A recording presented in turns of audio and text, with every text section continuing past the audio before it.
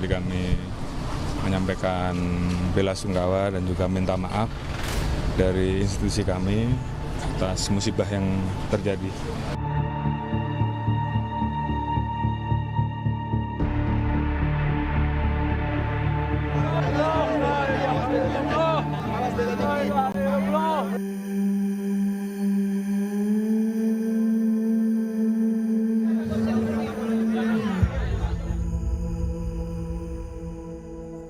Saya terkejut dan kecewa dengan tindakan petugas yang berlebihan.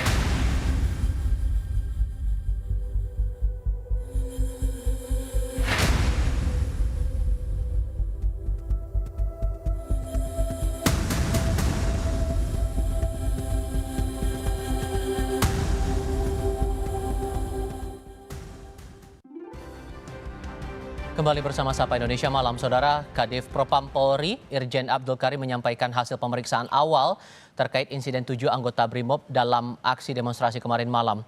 7 terduga anggota BRIMOB yang terlibat terbukti melanggar kode etik kepolisian. Dan selama pemeriksaan selanjutnya, ke-7 anggota BRIMOB itu akan menjalani penempatan khusus atau patsus di Divisi Propam Polri selama 20 hari.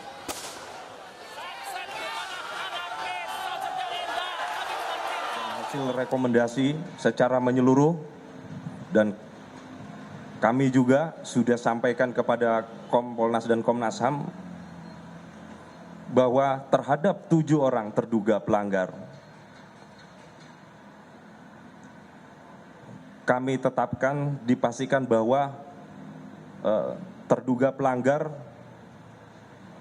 telah terbukti melanggar kode etik profesi kepolisian. Jadi 7 orang terduga pelanggar ini telah terbukti telah melanggar kode etik profesi kepolisian. Oleh karena itu, kami menyikapi rekomendasi berikutnya, yaitu mulai hari ini kami lakukan penempatan khusus atau patsus di Propam Polri selama 20 hari terhadap 7 orang terduga pelanggar. Komnas Hak Asasi Manusia atau Komnas HAM mengecam insiden BRIMOB menabrak pengemudi ojek daring hingga mengakibatkan korban tewas. Komnas HAM akan segera meminta keterangan 7 anggota BRIMOB yang terlibat dalam insiden itu. Komnas HAM menaruh atensi serius atas aksi unjuk rasa sejak 25 Agustus lalu. Komnas HAM pun melakukan pengamatan di media sosial, termasuk di lapangan saat demonstrasi. Komnas bilang menemukan sejumlah fakta di lapangan seperti penggunaan kekuatan berlebihan dalam penanganan demonstrasi oleh polisi. Diduga kuat telah terjadi penggunaan kekuatan yang berlebih atau excessive use of power or force oleh aparat dalam penanganan aksi unjuk rasa yang menyebabkan 1 orang atas nama almarhum Afan Kurniawan, 21 tahun, meninggal dunia. Fakta kedua adalah terjadi pembatasan dan tidak proporsional dan tidak perlu terhadap kebebasan berpendapat dan berekspresi oleh aparat. Penggunaan kekuatan yang berlebihan dan tidak sesuai dengan Perkapolri nomor 16 2006 dan Perkapolri nomor 1 2009 terhadap peserta aksi merupakan pelanggaran hak kebebasan berpendapat dan berekspresi. Pengemudi ojek daring meninggal dunia tertabrak kendaraan polisi saat pengamanan unjuk rasa di sekitar DPR. Lalu bagaimana caranya bisa meredam situasi yang memanas ini karena kemarahan publik? Kami diskusikan bersama dengan para narasumber. Di studio Kompas TV sudah bergabung bersama kami peneliti senior Ikrar Nusa Bakti. Pak Ikrar, apa kabar Pak? Baik, alhamdulillah. Terima kasih sudah hadir bersama kami kali ini. Sementara lewat sambungan dalam jaringan sudah ada 2 narasumber kami, anggota Komisi 2 DPR RI Ahmad Doli Kurnia dan Komisioner Kompolnas Yusuf Warshim. Bang Doli, Pak Yusuf, selamat malam dengan Tifal di sini, apa kabar? Selamat malam. Assalamualaikum warahmatullahi wabarakatuh. Waalaikumsalam warahmatullahi wabarakatuh. Ada Pak Ikrar juga di studio untuk saat ini. Sudah disampaikan oleh Presiden Prabowo, Presiden menyayangkan sampai ujungnya seperti ini, Bang Doli, sebagai bagian juga dari tim pengawas di DPR maupun juga bagian dari koalisi pemerintahan Pak Prabowo. apakah sudah menduga akan ujungnya seperti ini? Mengingatkan kalau dari timeline, Senin ada demonstrasi, kemudian Rabu ada, dan ternyata ceritanya malah seperti ini sekarang. Ya, tentu kita sangat prihatin ya dengan kejadian hingga sampai saat ini, apalagi tadi malam ada anggota masyarakat yang menjadi korban jiwa gitu. Nah, oleh karena itu pertama saya menyampaikan secara pribadi dan juga mungkin atas nama teman-teman DPR ya, turut berduka cita, kami berbelasungkawa. Tentu kami semuanya atau kita semua tidak berharap ya kejadian seperti itu terjadi. Aspirasi masyarakat tentu perlu terus disampaikan. Tidak ada yang larang, tidak ada yang menutup-nutupi. Rakyat bisa boleh kapan saja datang ke DPR untuk menyampaikan aspirasinya. Dan saya kira memang catatannya tentu aspirasi itu disampaikan dengan baik dan tertib. Nah, itu yang pertama. Yang kedua, saya kira kita mengapresiasi apa yang disampaikan oleh Pak Prabowo dalam pidatonya ya. Pertama, itu sebagai pemimpin kepala pemerintahan dan kepala negara mengambil hand-ons ya, hand-ons, jadi mengambil tanggung jawab karena memang ini situasinya sudah sedemikian rupa ya, banyak sekali runtutan-runtutan kemudian aksi-aksi yang bisa jadi kalau tidak ada yang mengambil alih, ini akan melebar kemana-mana dan semakin chaos gitu. Tetapi yang kedua yang paling penting juga adalah bahwa pidato Pak Prabowo itu menunjukkan adanya empati ya kepada rakyat Indonesia dan sekaligus juga mengucapkan belasungkawa kepada almarhum Afan Kurniawan itu. Dan Pak Presiden mengajak kepada kita semua untuk tetap menahan diri, waspada, ya kita menenangkan diri dan akan mengambil tanggung jawab juga terhadap penyelesaian kasus sampai hingga meninggalnya saudara Afan Kurniawan itu. Saya kira mudah-mudahan ini bisa meredam ya suasana dengan segera, kira-kira begitu. Kalau begitu, Anda berarti setuju dengan pernyataan Komnas HAM bahwa ada penggunaan kekuatan berlebihan dilakukan polisi dalam insiden kemarin itu? Nah, tentu saya kira nanti akan menjadi kajian kita ya secara mendalam. Karena ini peristiwa baru tadi malam, kami pun DPR pasti nanti akan mendapatkan informasi atau bahkan mengundang mungkin Komnas HAM ya dengan komisi-komisi terkait, mungkin teman-teman di Komisi 3 atau kemudian di Komisi 13 ya, yang nanti mitranya masing-masing berkaitan dengan soal kerja-kerja di pemerintahan. Ada pihak kepolisian, ada Komnas HAM dan seterusnya. Tentu nanti informasi yang didapatkan oleh termasuk Bapak dari Kompolnas, kemudian dari kepolisian dan juga dari Komnas HAM itu akan menjadi bahan masukan buat kita untuk mendorong pengusutan tuntas kasus ini sesuai dengan apa yang disampaikan oleh Presiden kita. Oke, dan kami juga ajak Anda, pemirsa Kompas TV, untuk melihat visual terbaru dari Mapolda Metro Jaya saat ini. Upaya pembubaran massa masih tetap berlangsung, mengingat sudah limit untuk melakukan aksi unjuk rasa pada pukul 6 sore waktu Indonesia bagian Barat. Sebagian massa yang tergabung di Mapolda untuk unjuk rasa datang dari kalangan mahasiswa, dan upaya polisi untuk mensterilisasi kembali kawasan Mapolda, terutama untuk akses masuk menuju ke sekitar gedung Direktorat Reserse Kriminal Khusus dan Kriminal Umum Polda Metro Jaya masih terus berjalan hingga saat ini. Suara yang disampaikan masih sama, selain karena ada tuntutan terkait dengan sangkut pautnya masih terkait dengan isu yang terkait dengan DPR RI, masalah tunjangan anggota dewan, tapi juga tuntutan keadilan atas kematian dari salah satu pengemudi ojek daring di tengah orasi atau unjuk rasa yang berlangsung di Jakarta kemarin di tanggal 28 Agustus 2025. Nah, Pak Yusuf, tadi sudah disampaikan juga oleh Polri dan tadi ada pendamping juga Pak Anam dari Kompolnas soal proses awal dari pengusutan terhadap 7 terduga pelanggar dari anggota Brimob ini, dan disebutkan bahwa ketujuhnya dari gelar perkara awal itu terbukti melakukan pelanggaran kode etik polisi. Poin mana yang benar-benar dianggap bisa memberatkan posisi mereka? Bagian melanggarnya paling berat itu bagian mana, Pak? Ya, terima kasih. Tentu yang dilakukan oleh Polri ada langkah-langkah simpatik yang telah dilakukan oleh Pak Kapolri menyampaikan permintaan maaf. Yang kedua, selanjutnya pada hari ini dari Dipropam telah menyampaikan proses pemeriksaan terhadap 7 terduga pelanggar yang kaitannya dengan mobil Rantis Brimob yang itu ada fakta menabrak, ini tentu sudah tepat yang dilakukan oleh Propam, kemudian itu menempatkan Patsus. Tentu fakta-fakta dugaan pelanggaran itu harus dilakukan penggaliannya secara komprehensif sehingga prosesnya itu benar-benar nantinya hasilnya dan bagaimana selanjutnya tindakan tuntas dan tegas itu yang paling utama. Kita sebagai pengawas fungsional kinerja Polri itu memberikan rasa keadilan kepada korban. Sehingga kita tidak terfokus pada mana fakta yang penting, mana yang tidak penting. Fakta-fakta yang digali terhadap 7 terduga pelanggar itu harus komprehensif.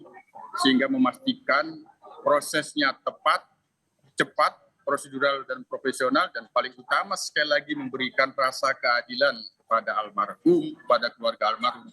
Itu yang paling utama, Bung Tifa. Oke, tapi kalau menyangkut lagi dengan pernyataan Komnas HAM yang menyebutkan bahwa ada penggunaan kekuatan berlebih yang dilakukan polisi terutama saat insiden tabrakan yang dialami oleh Afan itu, Kompolnas setuju? Kompolnas sebagai pengawas fungsional terhadap kinerja tentu tidak bisa melihat langsung secara parsial. Proses secara teknis, penanganan kegiatan unjuk rasa oleh masyarakat itu secara teknis itu ada diatur di dalam Perkap nomor 7 tahun 2012. Tata cara pelayanan, pengamanan, dan penanganan kalau itu ada perkara pelanggaran penyampaian pendapat di muka umum. Maka standarnya di situ dulu. Di situ ada 3 tahapan yang dilakukan di dalam penanganan kegiatan unjuk rasa, di dalam penggunaan kekuatan, penggunaan kewenangan, di dalam penanganan unjuk rasa ada yang disebut tahap hijau, tahap kuning, tahap merah. Nah, kalau sudah ada penggunaan pasukan PHH, Brimob, yang itu kaitannya dengan mobil Brimob itu berarti situasinya sudah zona merah.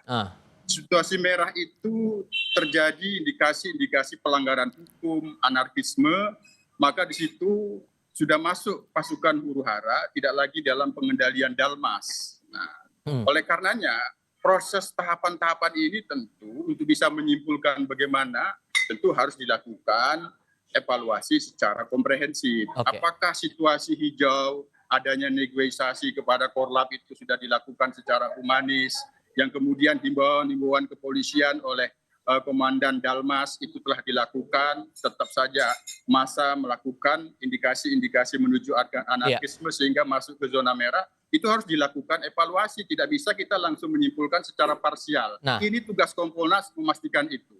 Kalau yang Anda cermati juga Prof. Ikrar, ini kan awalnya dari tuntutan massa terkait dengan tunjangan DPR di hari Senin kemarin itu. Ujungnya juga ricuh. Kemudian di hari Rabu ada demonstrasi kembali, ricuh kembali. Tapi ternyata ada peristiwa ini. Berujung seperti ini, benang merah yang Anda tangkap nih apa yang keliru selama ini? Ya, kalau saya lihat ya, ini yang harus diselidiki. Siapa yang kemudian mengorganisasi demo-demo itu, ya, dan kemudian siapa juga yang memberikan misalnya petasan dengan daya ledak yang tinggi, atau ini karena biar bagaimanapun nih polisi itu kan juga dilemparin dengan petasan yang cukup membahayakan keamanan mereka. Itu satu ya. Kedua ya, apakah kemudian polisi sendiri atau bagian dari intelijen ya itu kemudian tidak melakukan suatu yang disebut dengan velok exactus. Jadi melakukan suatu kajian kira-kira siapa para pendemo itu dan kemudian apa yang mereka lakukan, misinya apa. Kenapa demikian? Karena kita kan waktu itu juga sudah melihat ya bahwa ada keinginan-keinginan dari kelompok di Republik ini ya yang menginginkan bahwa demo ini nantinya akan bukan cuma rusuh, tapi ada martir. Nah ini yang paling saya nggak suka dengan ada kata martir itu ya. Jadi kayaknya seperti itu ya, dan tidak terjadi pada demo mahasiswa, tapi kemudian malah terjadi pada demo buruh ya. Dan kalau saya lihat juga si pengemudi Rantis itu ya, kalau saya lihat buat apa dia menggunakan kecepatan yang sangat tinggi sehingga kemudian dia nggak bisa menghindar dari pengemudi ojek ojol itu yang sebetulnya dalam posisi yang memang dia ingin menyelamatkan diri, tapi kok malah ditabrak bahkan dilindas sampai meninggal. Ini suatu hal yang juga pertanyaan kita.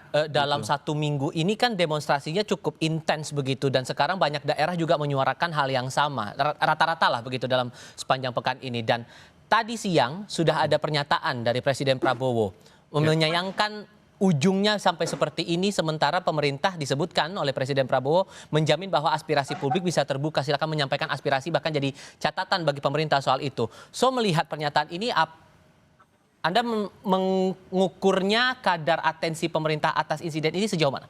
Ya, kalau saya lihat Pak Prabowo ya, itu sangat bagus dengan pernyataannya tadi pagi yang saya kemudian juga nonton di Kompas TV ya. Itu benar-benar sangat punya atensi yang tinggi ya, dan beliau juga mengatakan bahwa dia menyesali kenapa ini terjadi ya, dan kenapa aparat keamanan kok begitu. Kalau buat saya itu sangat masif dalam melakukan tindakan-tindakan kekerasan ya. Kenapa? Kalau Anda lihat ya, itu kendaraan rantis kemudian ngebut dihadapkan kepada demonstran, tujuannya apa? Itu yang jadi pertanyaan saya kan. Kemudian juga ya, kalau Anda perhatikan juga ya, itu penggunaan gas air mata. Kenapa itu juga begitu masif ketika mahasiswa yang ini yang tanggal 27 kemarin atau tanggal 25 ya. Begitu orang-orang mau pulang kok malah kemudian dihadapi oleh polisi sehingga kemudian mereka mundur dan kemudian terjadilah lempar-lemparan, baik itu yang lemparan batu ataupun kemudian lemparan petasan dan sebagainya. Ini yang juga jadi pertanyaan kita. Itu protapnya seperti apa sih polisi gitu loh. Jadi ini yang juga harus dikaji secara menyeluruh ya. Yang saya maksud dikaji secara menyeluruh. Jadi apakah kemudian baik polisi ataupun aparat keamanan di tempat itu tidak melakukan suatu komunikasi dengan para demonstran, satu.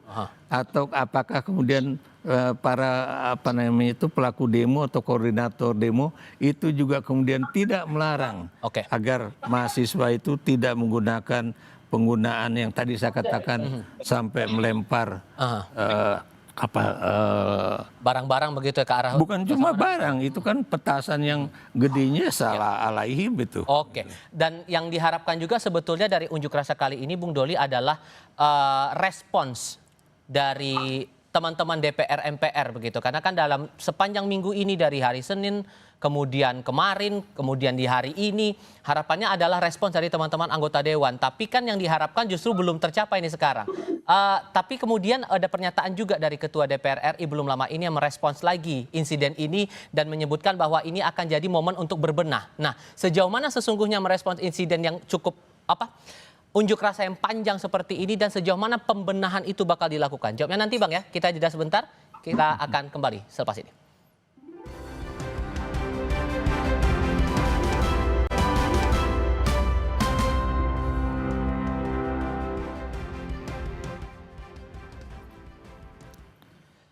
Sebelum kami lanjutkan diskusi, kami ajak Anda untuk melihat keadaan terbaru di sekitar Mapolda Metro Jaya, Jakarta Pusat. Ini keadaan di depan atau di area luar Mapolda Metro Jaya. Massa masih berkumpul di sekitar markas polisi sampai dengan saat ini, meskipun kemudian sudah lewat hampir 1 jam limit waktu untuk melakukan orasi atau unjuk rasa di Mapolda Metro Jaya. Massa yang tergabung dari berbagai aliansi, terutama dari kalangan mahasiswa, paling banyak berkumpul di markas Polda Metro Jaya menyuarakan sejumlah aspirasi, termasuk poin yang disoroti untuk saat ini adalah terkait dengan transparansi atas pengusutan kasus kematian seorang pengemudi ojek daring, Afan Kurniawan, yang tertabrak kendaraan taktis milik Brimob Polda Metro Jaya, dan diharapkan ini semua berjalan secara transparan. Polisi tampak ini visual dari 2 sudut gambar berbeda. Di sebelah kiri Anda adalah area luar dari markas Polda Metro Jaya, sementara di sebelah kanan ini adalah visual di dalam Mapolda, persisnya di akses masuk mendekati gedung Ditreskrimum dan Ditreskrimsus. Polda Metro Jaya, polisi berupaya untuk membubarkan massa untuk memastikan keadaan di sekitar Mapolda tetap kembali kondusif karena limit waktunya sudah habis bagi massa untuk melakukan orasi di sekitar markas polisi. Tidak hanya terkonsentrasi di Jakarta Selatan di Mapolda, tapi juga massa masih berkumpul sampai dengan saat ini di kawasan Kuitang, Jakarta Pusat. Kami masih melanjutkan diskusi bersama dengan para narasumber, melanjutkan pertanyaan saya di segmen sebelumnya nih Bang Doli. Harapan yang diinginkan oleh demonstran ini sepanjang demonstrasi pekan ini kan adalah respon, jawaban langsung dari anggota DPR kepada mereka yang sudah bersuara di depan gerbang DPR MPR itu. Tapi kan sampai sekarang belum kedengaran langsung atau terlihat anggota menjawab kegundahan, kegelisahan mereka. Pertanyaan muncul kemudian, menunggu apa Bang sampai ujungnya sampai seperti ini begitu? Iya, tentu kami memberikan apresiasi apapun yang disampaikan oleh masyarakat, ya, rakyat ke DPR. Dan kami menerimanya dengan baik. Nah, tinggal tadi kita coba jelaskan satu-satu. Kalau bicara tentang penyampaian aspirasi soal tunjangan, itu kan sudah dijelaskan, ya. Berapa sebetulnya penerimaan yang diterima oleh DPR. Dan itu bisa juga diakses langsung ke Sekretariat Jenderal.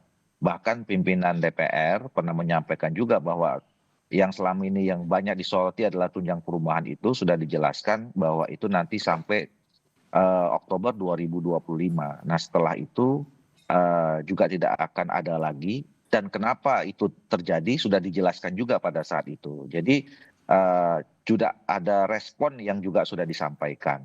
Nah soal kemarin misalnya aspirasi yang disampaikan oleh teman-teman Bapak Ibu buruh, itu tentu juga menjadi catatan kami. Kan kemarin mereka menuntut kenaikan upah, ya, terus kemudian penghapusan outsourcing dan segala macam itu.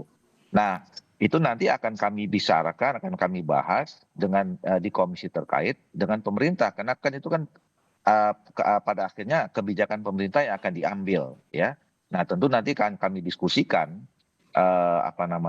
hal-hal yang disampaikan itu, dan memang kan tidak mungkin misalnya kemarin misalnya mereka menyampaikan kenaikan upah buruh, ya terus kita jawab langsung. Karena itu juga kan yang bisa memberikan keputusan adalah pemerintah. Kami akan menyampaikan nanti kepada pemerintah. Jadi intinya adalah saya mau sampaikan bahwa sesungguhnya kami ini berupaya ya untuk mendengarkan semua aspirasi rakyat Indonesia dan terus memperjuangkan dengan sungguh-sungguh. Bahwa kemudian dalam perjalanannya ada pernyataan, tindak tanduk, sikap, kemudian perilaku yang memang kurang berkenan selama ini oleh rakyat. Ya seperti yang saya sampaikan, mungkin saya atas sama teman-teman minta maaf kepada seluruh Indonesia. Tentu ini menjadi koreksi kami, introspeksi kami, apalagi kejadian sampai tadi malam dan hari ini, ya kita tidak menginginkannya. Dan untuk menebus itu semua, kami berjanji tentu akan bekerja lagi dengan baik dan sungguh-sungguh untuk kepentingan rakyat, bangsa, dan negara Indonesia ke depan. Dan Anda juga merasa bahwa masalah komunikasi antara teman-teman anggota Dewan dengan publik ini memang perlu diperbaiki lagi. Karena kan yang jadi headline bagaimana kemudian merespons dari kegelisahan, kegundahan masyarakat, terutama masa yang berorasi, tapi ternyata tidak dapat jawaban langsung, bahkan anggota Dewan tidak berada di gedung parlemen. Itu Anda mengakui itu juga? Ya, semua kekurangan itu tentu pasti ada ya di dalam kiri kami, ya. Dan secara umum kan juga sudah direspon, ya, bahwa saya pernah mengatakan kadang-kadang kan memang cara gaya komunikasi masing-masing anggota DPR ini bisa berbeda-beda, dan juga situasinya pada saat menyampaikan juga berbeda-beda. Situasi yang dihadapi hari ini dengan kemarin tentu beda dengan besok gitu. Nah itu memang tidak bisa secara institusi ya kita kemudian menyimpulkan. Nah tetapi tentu bagi kami, terutama saya lah, ini situasi yang membuat kami ini menjadi ya sangat serba salah begitu ya. Dan tentu ini menjadi koreksi buat kami ke depan untuk tidak terulang lagi. Prof. Ikrar juga merasakan hal yang sama karena begini, karena kan melihat unjuk rasa yang sudah berlangsung dalam pekan ini saja sudah ujungnya seperti ini terus. Dan ternyata responnya belum sepenuhnya, kalau melihat dari ricuh yang berlangsung ujungnya setiap demonstrasi itu, tidak ada kepuasan yang didapatkan oleh para demonstran ini atas jawaban dari DPR atau respons dari DPR itu tadi? Ya, jadi sebetulnya kan tuntutan dari para demonstran itu kan juga nggak banyak ya. Satu misalnya ya, bagaimana supaya tunjangan dari anggota DPR itu diturunkan. Karena ini juga lihatlah bagaimana kok Anda bisa hidup satu hari 3 juta sementara Anda tahu yang namanya buruh ataupun ojol itu pendapatan satu hari berapa? Paling 1 bulan dia bisa dapat 3 jutaan. Itu satu ya. Kedua ya, ini juga teman-teman DPR ya, ini seperti kayak Bung Doli ini kan udah cukup lama jadi anggota DPR. Masa kemudian tidak memiliki di DPR itu ya orang-orang yang kemudian siap untuk menghadapi perwakilan dari demonstran untuk bicara. Ya, dan kemudian kalau Anda pertanyakan juga kenapa misalnya para pendemo itu juga makin marah, karena teman-teman anggota DPR itu membuat pernyataan-pernyataan yang seakan-akan jangan disamakan dong antara anggota DPR dengan misalnya buruh pabrik ataupun yang lain-lain begitu kan. Seakan-akan mereka itu memiliki punya hak istimewa untuk mendapatkan berbagai tunjangan-tunjangan yang nilainya itu auzubillah min zalik ya. Itu belum termasuk kalau misalnya yang dikatakan oleh Krisdayanti ya, berapa uang untuk reses, berapa untuk komunikasi dengan rakyat ya di daerah pemilihan. Itu kan nilainya gede banget itu. Baik. Oke, tapi di sisi lain karena unjuk rasa ini sudah dijamin undang-undang, semua bisa menyuarakan aspirasi. Yang juga menjadi sorotan sekarang ini Pak Yusuf adalah standar prosedur dari pengamanan yang dilakukan satuan pengamanan terutama polisi saat berada di unjuk rasa, terutama lagi khususnya lagi saat kondisi sudah mulai chaos, saat mulai ricuh. Sebetulnya Pak, melihat fenomena yang kita lihat sekarang ini dalam 3 hari atau 3 kali unjuk rasa di Jakarta setidaknya, SOP mana yang rasanya betul-betul sudah melewati batas yang dilakukan polisi sampai akhirnya berujung seperti ini? Tapi jawabnya nanti, kita jeda sebentar. Kami segera kembali.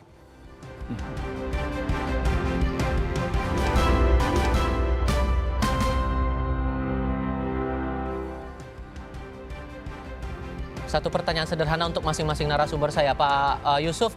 Pertanyaan saya sebelumnya, melihat dinamika unjuk rasa saat ini yang ujung-ujungnya ricuh, Anda melihat ada SOP yang dilanggar polisi tidak yang sudah melampaui batas ini? Yang paling penting dan utama saat ini prioritas memberikan rasa keadilan terhadap korban almarhum Afan. Itu dulu harus tuntas dan tegas prosesnya, itu kita awasi secara maksimal. Yang kedua, terkait dengan situasi di dalam data yang ada di kita selama ini, kalau sudah masuk dalam tahap situasi merah, yang itu ada indikasi pelanggaran hukum dan anarkisme, itu tidak bisa memang dipungkiri selalu ada korban. Nah, korban itu tidak hanya juga masyarakat yang melakukan kegiatan unjuk rasa, juga petugas. Nah, oleh karena itu kejadian dengan mobil rantis ini barangkali memang perlu dilakukan evaluasi penggunaan mobil pengurai, karena namanya anggota ketika itu diperintahkan untuk menggunakan itu pada situasi sudah indikasi chaos, tafsirannya kan digunakan kendaraan itu. Baik. Sehingga ini tentu ke depan seiring 7 terduga pelanggaran ini diproses secara tuntas dan tegas, kami sebagai pengawas tentu akan melakukan evaluasi dan penilaian penanganan situasi unjuk rasa yang sudah dalam kategori merah yang itu terjadi chaos, bagaimana meminimalisir korban dan tidak terjadi pelanggaran-pelanggaran termasuk penggunaan mobil rantis seperti pada saat ini yang menimbulkan korban. Bang Doli, karena kan kembali lagi hulunya dari demonstrasi panjang ini karena masalah tunjangan DPR. Suara aspirasi masyarakat yang tidak sesuai dengan keadaan ekonomi saat ini. Anda bilang bahwa terutama mengutip pernyataan Ketua DPR akan memperbaiki lagi, berbenah lagi, wujud konkretnya akan bagaimana? Harapannya kan kita nggak mau lagi terjadi ada demo besar-besaran seperti ini lagi begitu. Ya, tentu nanti akan kami bicarakan ya, akan kita evaluasi secara keseluruhan. Yang pasti bahwa selama ini juga harus dilihat secara objektif. Jangan kemudian gara-gara kejadian 1-2 hari ini kita kemudian dianggap selama ini tidak bekerja. Itu dulu yang paling penting. Nah, kami terus bekerja dan apa yang menjadi aspirasi tentu akan kami serap, akan kami diskusikan, dan kami akan sampaikan kepada pemerintah untuk memberikan yang terbaik buat rakyat Indonesia. Gitu. Oke, so melihat dua fenomena ini Pak, suara publik masalah DPR, kemudian sekarang menuntut keadilan, kita berharap jangan sampai demo besar terulang lagi untuk hari-hari berikutnya, agar bisa meredam amarah publik ini, siapa melakukan apa? Ya, yang jelas ya, yang semuanya harus melakukan suatu kajian atau kajian kembali ya. Kenapa kemudian demonya bisa jadi kayak begitu? Apakah kemudian polisi juga tahu siapa yang kemudian kelompok-kelompok pendemo itu siapa aja koordinator ya. Tapi buat saya, kalau ini terjadi di negara barat atau apalagi di Jepang, kalau misalnya polisi itu melakukan suatu tindakan yang benar-benar mengakibatkan matinya seseorang, itu nggak ada cara lain ya. Buat saya itu namanya Kapolri bukan cuma datang ke rumah mengatakan belasungkawa dan sebagainya. Harusnya sebagai tanggung jawab dia sebagai pimpinan mundur. Itu biasanya seperti itu. Dan kalau memang nggak mau mundur, ya Pak Prabowo juga harus mengambil satu tindakan melalui satu kajian yang juga objektif juga ya. Apakah kemudian Kapolri ini masih tetap bisa dipertahankan atau kemudian diganti? Tetap bahwa kemudian unjuk rasa adalah hak siapapun untuk menyuarakan pendapatnya, tapi tetap kita berharap semoga ini kondisinya tetap bisa kondusif karena masih ada hak-hak orang lain yang juga harus tetap kita jaga di tengah unjuk rasa ini. Pak Ikrar, terima kasih. Bang Doli, kemudian Pak Yusuf, terima kasih sudah bergabung bersama kami kali ini. Saya selalu semuanya, selamat malam. Wah, terima kasih.